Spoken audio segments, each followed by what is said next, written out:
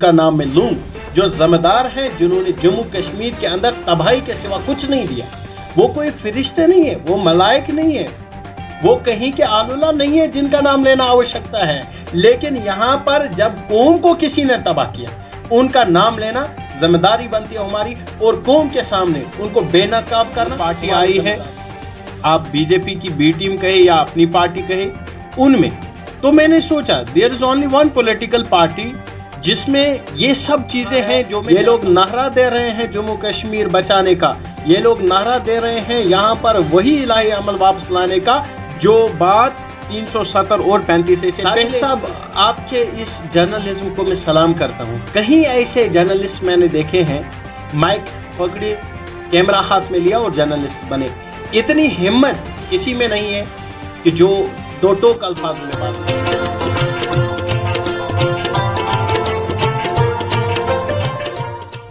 अस्सलाम वालेकुम नाजरीन, आप देख रहे हो कश्मीर A1 न्यूज़ और मैं हूं आपका मेज़बान सागर गुलजार। आज प्राइम टाइम के शुमारे में जिन मेहमान को हमने मदऊ किया है, आप है मिस्टर एडवोकेट उमर रशीद रफ़ी आबादी साहब, जो कि जम्मू कश्मीर पीपल्स कॉन्फ्रेंस से ताल्लुक़ रखते हैं। जम्मू कश्मीर पीपल्स कॉन्फ्रेंस में ये यूथ प्रेसिडेंट हैं और कॉन्स्टिट्यूंसी रफ़ी आबाद के इंचार्ज भी हैं। आज उनसे बात करेंगे। रफ़ी साहब, आपका प्रोग्राम में खैर मकदम है। अस्सलाम वालेकुम रहमतुल्लाह। वालेकुम अस्सलाम। रफ़ी साहब, मेरा पहला सवाल आपसे है, जो कि बीइंग एज एडवोकेट, पहले आप एडवोकेट हो, उसके बाद एक सोशल एक्टिविस्ट भी हो, तो साथ ही आपने पॉलिटिक्स ज्वाइन की है। अब आपने अपना ये किस्मत आजमाने का शायद फैसला किया है पॉलिटिक्स में ही। तो ये एडवोकेट से लेकर पॉलिटिक्स का सफ़र ये कैसा रहा? सबसे पहले व्हेन आई वाज स्टूडेंट, तो उसी समय से मैं पॉलिटिक्स में आया था। और इसका एक कारण है मैं पॉलिटिक्स में क्यों आया। कहीं मर्तबा मुझे जेल जाना पड़ा। जब भी हम हक़ की आवाज़ के लिए एज सोशल एक्टिविस्ट सामने आया करते थे, उसमें क्या क्या मसाइल थे, उन मसाइलों के लिए जब एक पॉलिटिकल लीडर को लगता था कि नहीं, ये समाज को जागरूक कर रहे हैं, ये समाज को एक अच्छा दिशा दिखा रहे हैं, वो हमारे ऊपर आरोप लगाकर हमें बंद किया करते थे। तो मैंने सोचा this the only way where I can protect my myself मैं पॉलिटिक्स में आऊँ और मेन स्ट्रीम में आके इनसे लड़ाई लड़ूँ।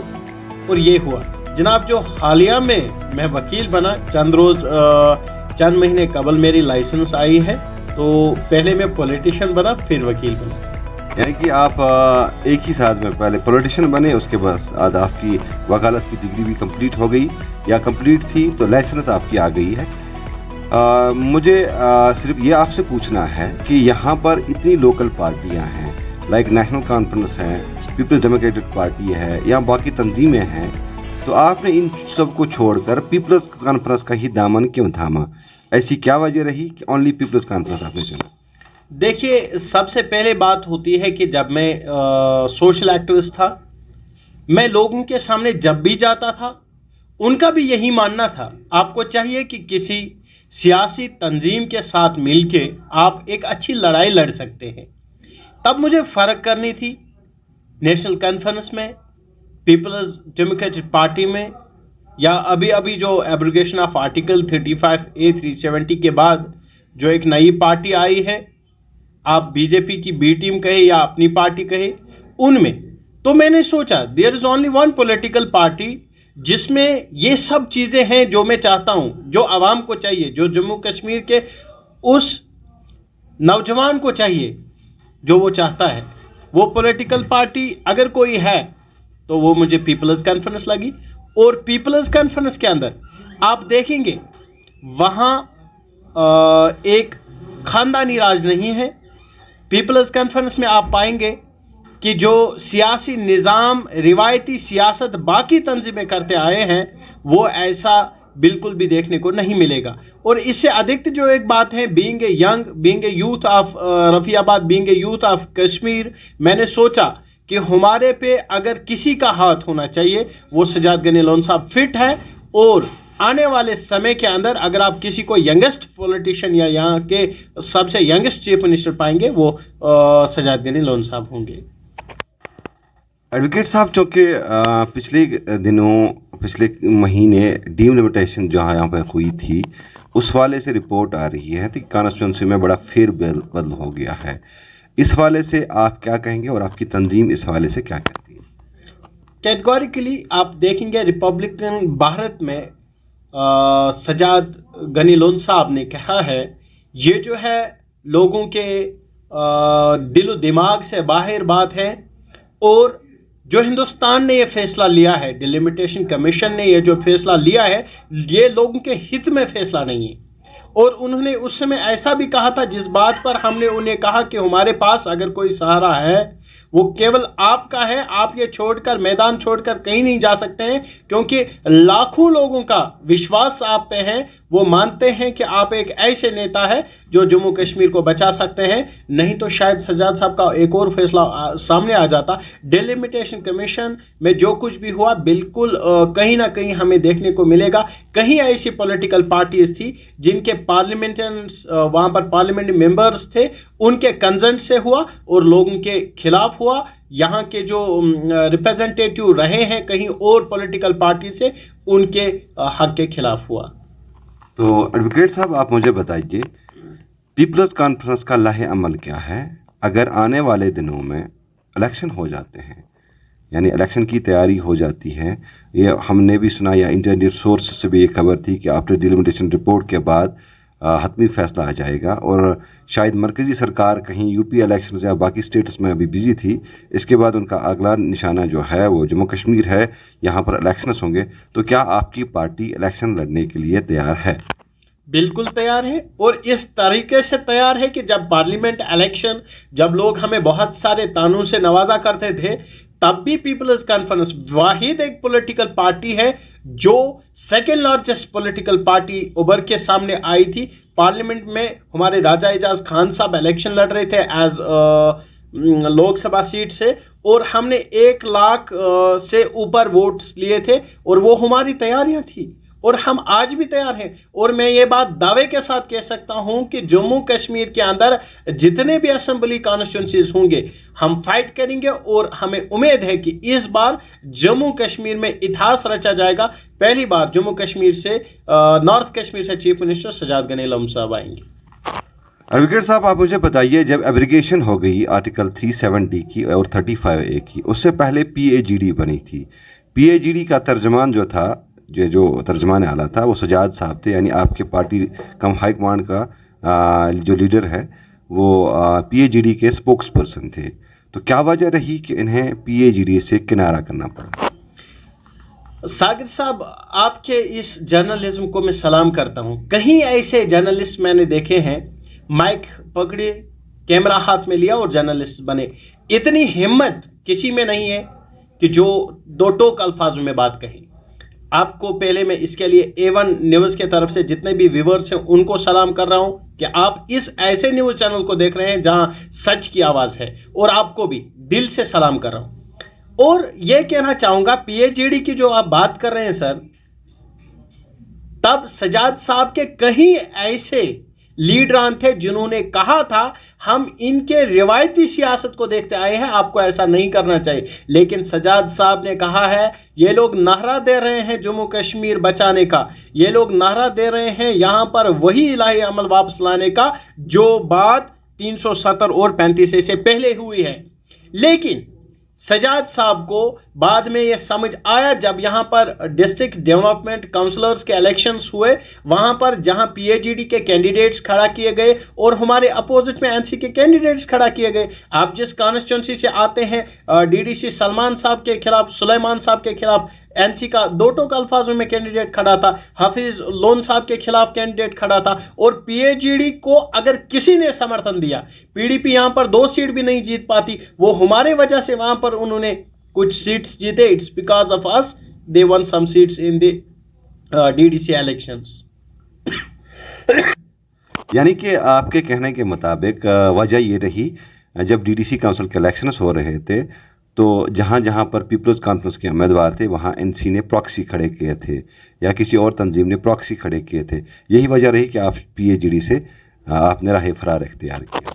नहीं, सिर्फ इतना ही वजह नहीं है, बिल्कुल इससे अधिक जो बातें थी, लोगों के हित के लिए जो बात करनी थी, उसके लिए वो लोग सामने नहीं आ रहे थे।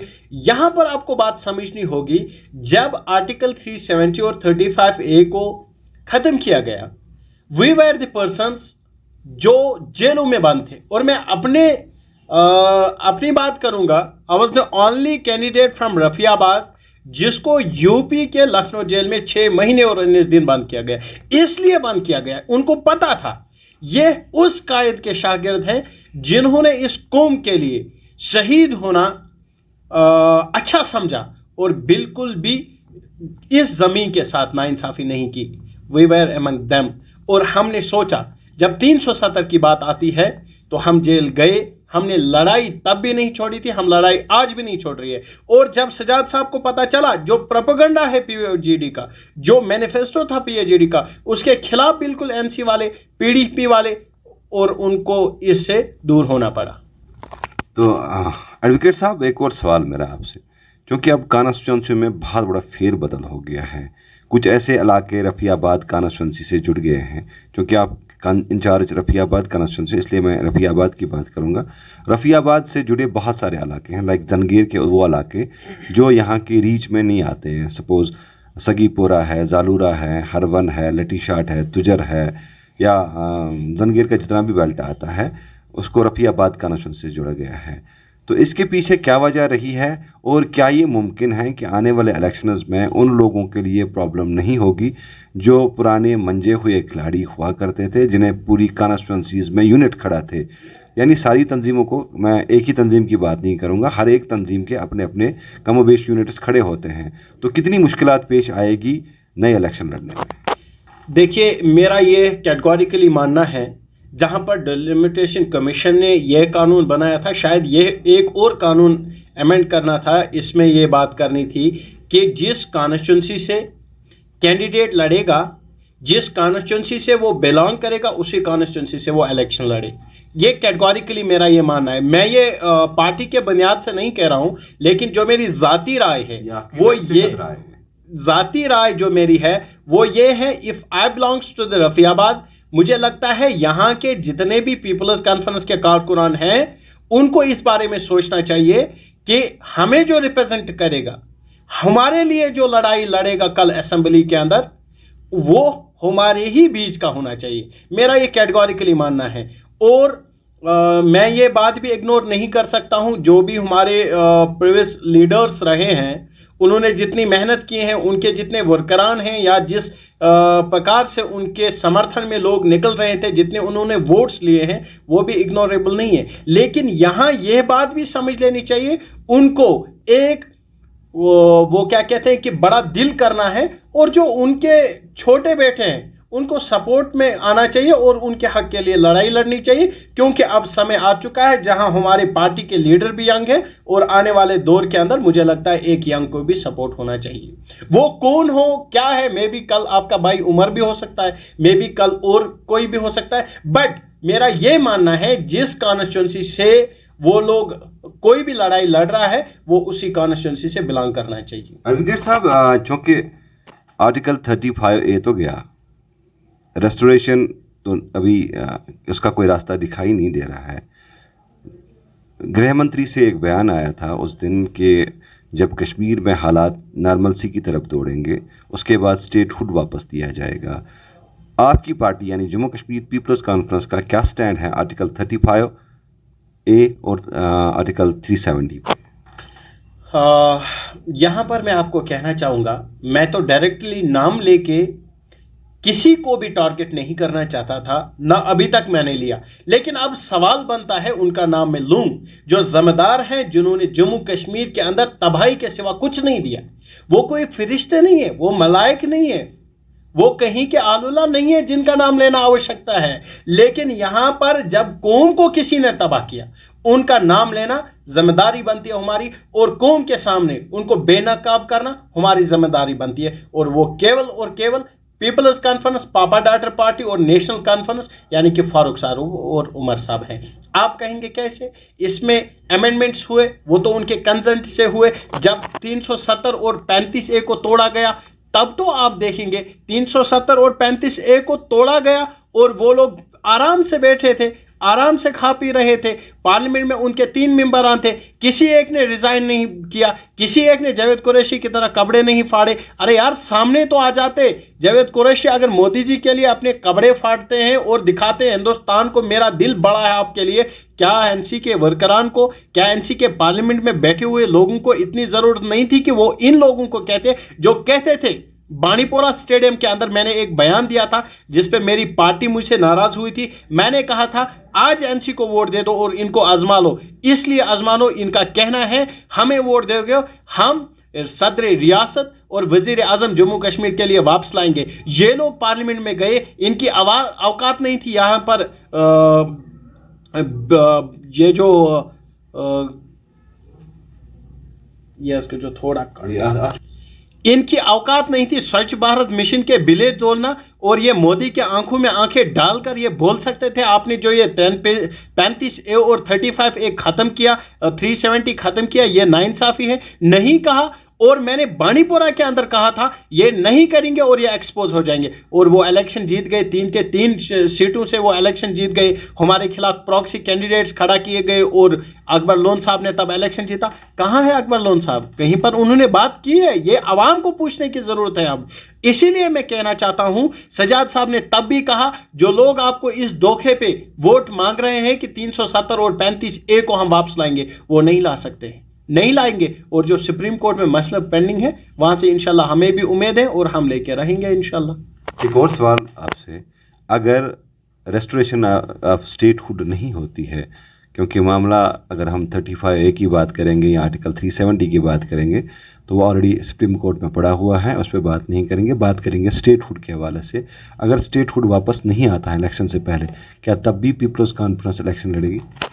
देखिए ये कुछ ऐसे मसाइल होते हैं जिन पे हमारे बड़े बात करते हैं, लेकिन मेरा ये मानना है कि रिसेंटली अब्दुल गनी वकील साहब ने एक बयान में कहा था, इमरान अंसारी साहब ने कहा था, और जिस मीटिंग में मैं शामिल था शेख मोहम्मद इमरान साहब ने कहा था, यहाँ पर जो होम मिनिस्टर साहब ने ऐलान किए हैं उनको चाहिए कि इलेक्शन से पहले वो यहाँ पर रियासती दर्जा जो है बहाल करे। और मेरा भी ये स्टैंड है, मेरी भी दिली ख्वाहिश है और मैं भी दुआ करता हूँ जम्मू कश्मीर के लोगों के लिए कि इलेक्शन से पहले यहाँ पर जो रियासती दर्जा है वो बहाल हो जाए। उमर साहब, चूँकि आप रफ़ियाबाद कॉन्स्टिट्यूंसी से बिलोंग करते हो, रफ़ियाबाद के अवाम के नाम कोई ख़ास पैगाम?